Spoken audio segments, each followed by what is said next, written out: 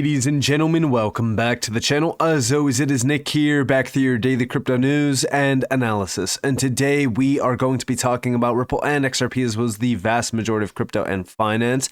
And with that being said, I hope that you are all having a beautiful day or a beautiful night wherever you guys are out there in the world. So recently there was a video posted by Colin Brown XRP over on X. Now it did get quoted by Chad Steingraber, which is why I actually noticed it come up on my timeline. But we at Ripple working on one stablecoin in the US and the UK regulated, working with banks. The reserves backing the Ripple stablecoin will be held by banks and central banks. And here we have the actual video. Now the initial quote here is, central banks are partnering with XRP to facilitate seamless cross-border CBDC transactions. Now, pretty sure that they meant Ripple, not XRP, because again, Ripple is a company, XRP is a digital currency that Ripple does utilize. But we have, this is the future of currency. Check it out. Currencies, in terms of native cryptos like XRP, Bitcoin, Ethereum, they're not all the same, right? They're not all created equal. I think what's becoming much more popular in the industry now is more sustainable technologies. So the XRP ledger and XRP is there's no mining or proof of work or proof of stake involved. So the computational cost of validating transactions is almost zero, right? Very, very low cost and very stable in terms of pricing. Stable coins, again, not all created equal. You have a massive range from the algorithmic type stable coins. We all know the Terra story from a few weeks ago. And then now what we're seeing emerging is, stable coins being issued by regulated entities. So I can't give you the names yet, but there's two projects we're working on, one in the UK and one in the US, working with banks that are regulated, who will be issuing stable coins, and the reserves will likely to be held at a central bank, in a central bank account. So very different from the algorithmic stable coin. We as Ripple work across all of these technologies. And then, of course, you've got central bank digital currencies, which essentially is the highest form of digital currency, right? Issued by the central bank, backed by the central bank, the most secure form. As a company who's working across the payment space, we're embracing all of these, and we see they will all play their part in the future of money. Today, cryptocurrency is less than 1% of all the money. Central bank money is less than 10%. The rest is all commercial bank money. So it'll be interesting to see, in 5 or 10 years, how does that look when it's all digitized? Will stablecoins be 90% of the market and CBDCs 10%? Or will CBDCs actually be allowed to grow and be a much higher percentage of the money supply? I don't know. That's for the policy makers to decide. But regardless, right, like this is a major change happening around currency and around finance, and Ripple definitely is at the forefront of all of this. And, a lot of people are kind of confused on how this will even drive demand on the network or even drive demand for XRP. And we've talked about it in the past, right? You have a lot of currency pairs that could be on the AMM, which is driving demand of XRP and use of the actual network. But then also, settlement. If you have multiple stablecoins, you still need that bridge currency, that settlement currency at the center point. Now, outside of this, there was also another great post by Chad Steingraber as well that we're going to be talking a little bit more about. But before we continue on, I just want to let you guys know that right now, currently speaking, DCENT Wallet, guys, this has been the #1 choice for cold storage on the channel. Yes, it is an affiliate deal. Yes, I make money off of you guys purchasing through my links, but through my links, you are getting the best discount possible.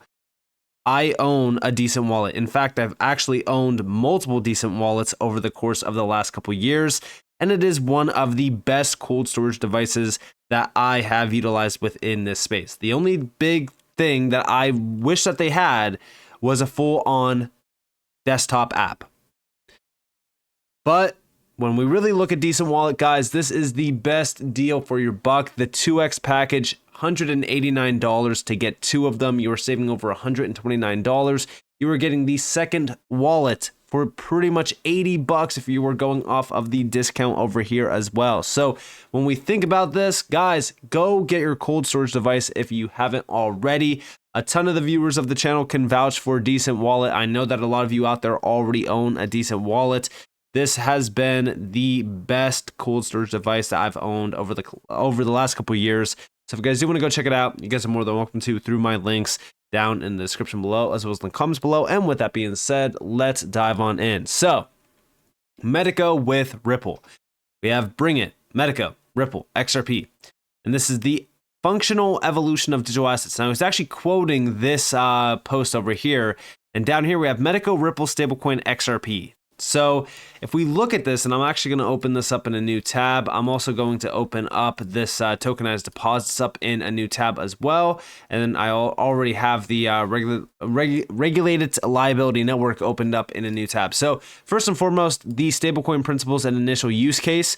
So here is the breakdown of volatility of crypto assets like Bitcoin and Ethereum, and how stablecoins are a significant part of DeFi, and how they have been gaining traction as both a medium for everyday transactions and a way to maintain value in the digital asset space. They streamline cryptocurrency exchange trades and minimize the need to switch between cryptocurrencies and traditional money. Now, if we scroll down here, we could see the principles and the benefits of stablecoins.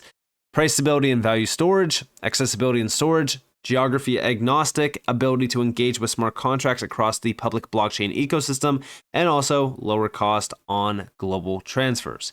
Now, outside of this, we also have tokenized deposits snapshot. So tokenized bank deposits represent a groundbreaking fusion of traditional banking with blockchain technology, ushering in a new paradigm in financial transactions. As banks and distributed ledger technology firms collaborate, they are exploring the potential of bringing regulated liabilities such as commercial and central bank money and e-money onto blockchain networks. This synergy could revolutionize payment systems, introducing always-on programmable instant transaction settlement capabilities to replace outdated payment infrastructures. We also have the head of emerging payments and business development at Citibank. He envisions a future where such networks not only tokenize regulated liabilities, but also assets on the same chain, creating a unified regulated internet of value. This represents a significant departure from the current compartmentalized financial architecture. And down here we have, in other words, tokenized liabilities are a groundbreaking development in financial technology, enabling traditional bank obligations such as deposits to be managed on the blockchain as digital tokens, promising greater transparency and efficiency in transactions. The Regulated Liability Network, aka the RLN initiative, between the Federal Reserve Bank of New York's Innovation Center (NYIC) and the Bank for International Settlements, is a prime example of the potential of the technology.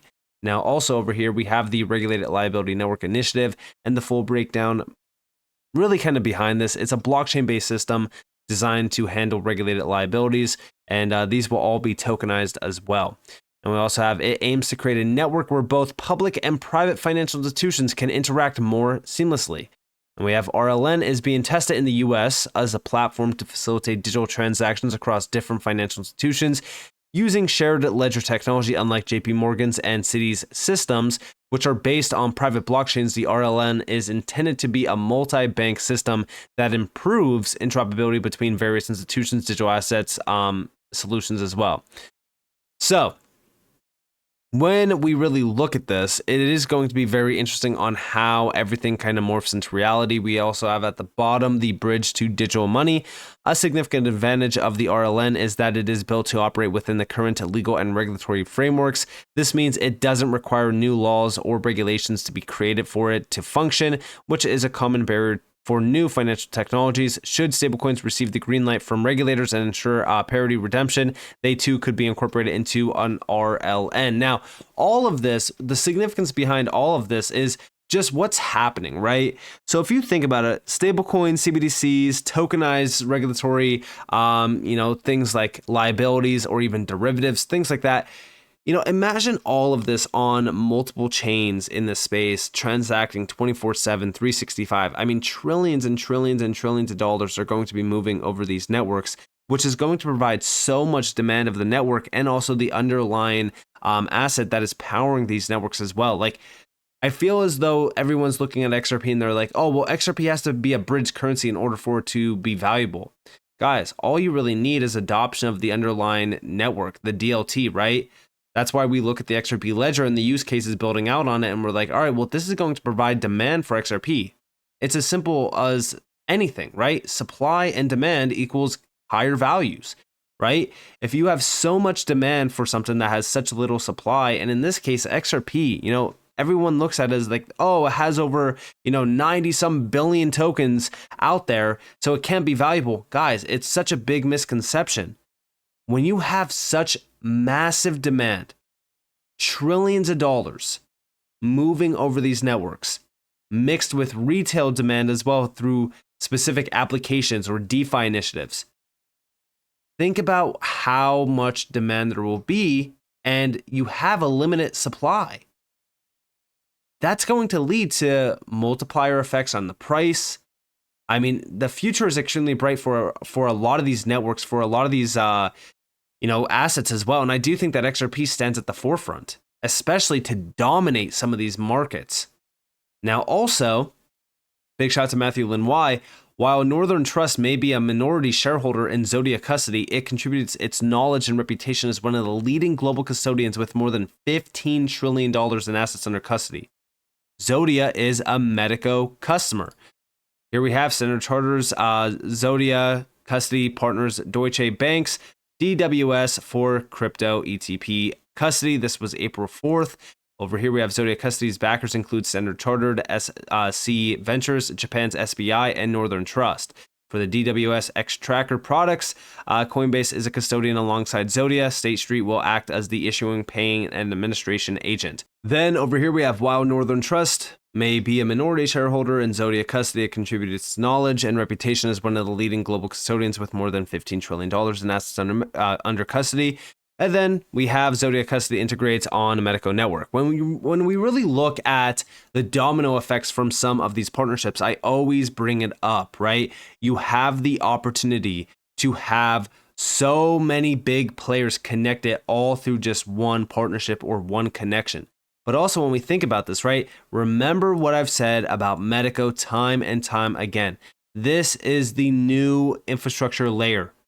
When you look at all of these big moves, all of these breakdowns from Metaco, talking about the functional evolution of digital assets, and you look at stablecoin initiatives, tokenized deposits, regulated liabilities with the regulated liability network where all of these big institutions can tap into this, like it's truly something special to really look at when it comes to Metaco, right? And we know that this is Ripple, right? We know Metaco is Ripple. It's acquired by Ripple at this point. And outside of all of these connections, you also have derivatives, right? Over here, big shout out to Subjective Views. Ripple owned Metaco on the ISSA's DLT working group, the Distributed Ledger Technology Working Group, which was started by the ISSA, International Security Services Association, aims to educate and provide thought leadership to members on digital assets and DLT. Look at the names on here. These are very, very large players. And it's crazy because Metaco is the only name on here that is fully acquired by a blockchain-based company that is trying to streamline transactional flows and settlement.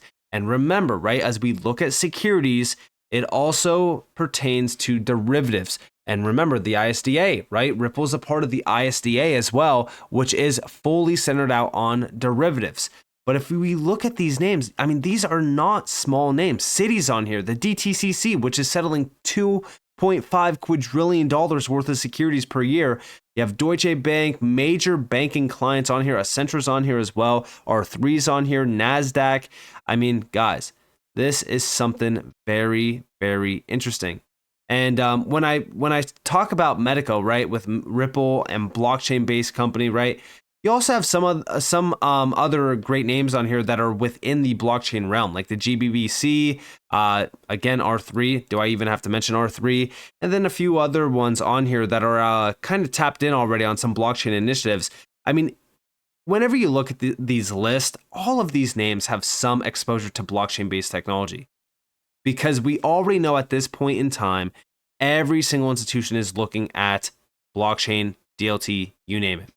But here we have the working group focuses on areas that benefit from the best practices, industry standardization, and interoperability, with topics including DLT, digital assets, CBDCs, stablecoins, NFTs, and even DeFi, all approached from a security services perspective.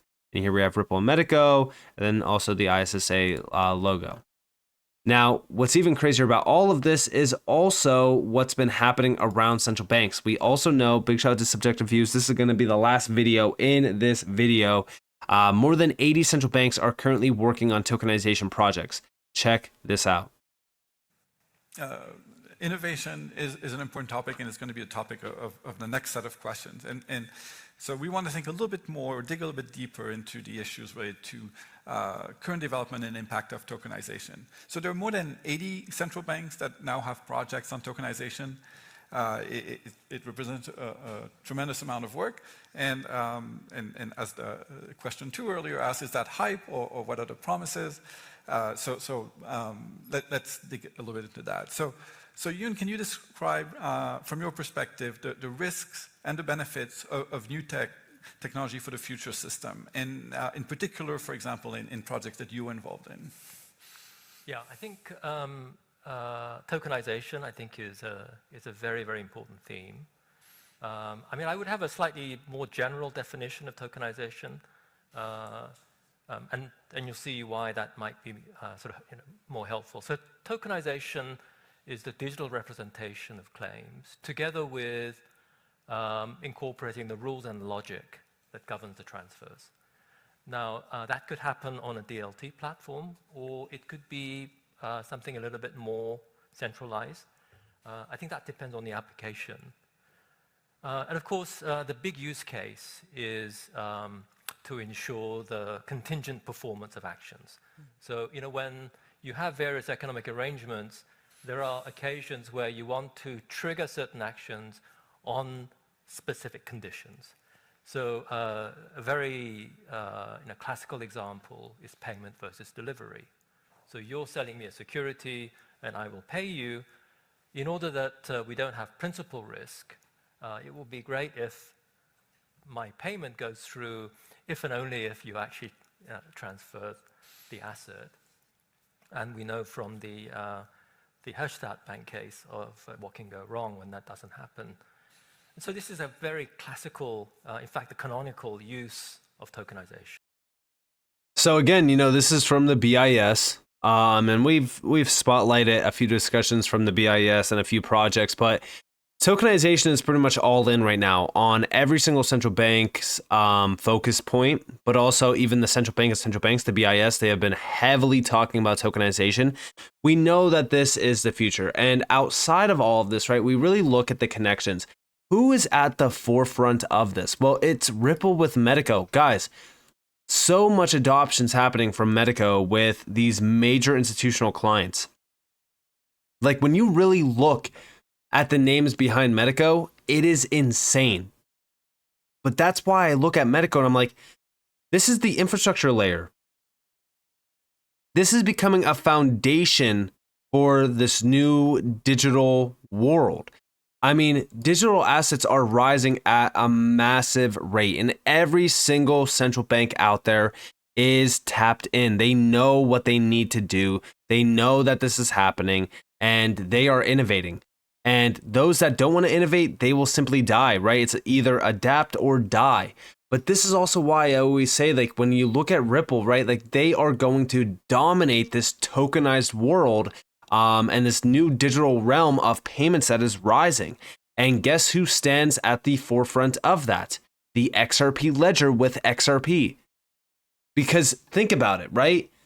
Ripple is still focused on XRP and the XRP ledger heavily right now. Why do you think that they're hiring around institutional DeFi initiatives?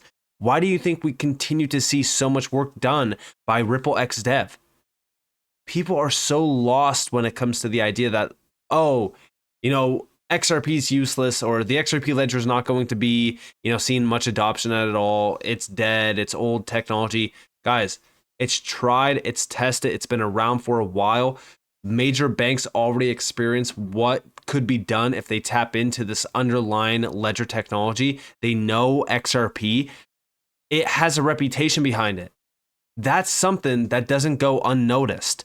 So So as we look at Ripple and as we look at Metaco, right, like these initiatives are very, very large. And even the stablecoin initiative from Ripple, that's a big move in the right direction around what's happening right now. It was only a matter of time. So as we look at this, yes, I do think that Ripple and XRP are going to dominate globally in this new tokenized world. And I think that if you hold XRP, you should be excited for what's actually happening behind the scenes with some of these major layers like Metaco, which is a custody centered layer, but they also have so much more tied to them than just custody, which I always put a spotlight on.